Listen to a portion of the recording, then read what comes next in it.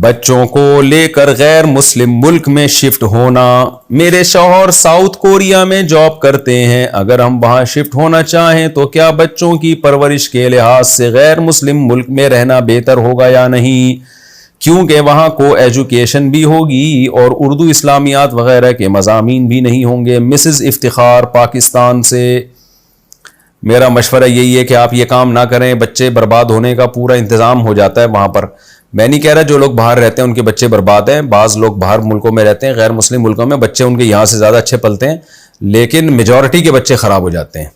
Majority کے جو بچے ہیں نا وہ خراب ہو جاتے ہیں. تو ہم نے میجورٹی کو دیکھنا ہے نا. اصول اور ضابطے تو میجورٹی کو دیکھ کے ہوتے ہیں. تو شرعی مسئلہ نہیں بیان کر رہا, شرعی لحاظ سے تو جائز ہے اگر آپ کو یہ امید ہے کہ ہم اپنے بچوں کی حفاظت کر لیں گے, لیکن اصولی جو ایک بات ہے وہ ہمارا مشاہدہ یہ ہے کہ بچے بگڑ جاتے ہیں عام طور پر, اور ایک نسل نہیں بگڑی تو اگلی والی نسل تو بگڑی جاتی ہے. آپ کے بچے محفوظ ہوں گے. میرے پاس ابھی ایک صاحب آئے تھے کسی غیر مسلم کنٹری سے, میں نام نہیں لوں گا کنٹری کا.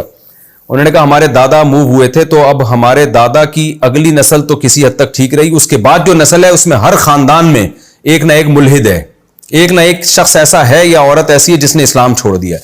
تو اپنی نسلوں کو کیوں جہنم کا ایندھن بنا رہے ہو بھائی؟ تو بہتر یہی ہے, میرا مشورہ یہی ہے کہ بچوں کو آپ وہاں شفٹ نہ کریں.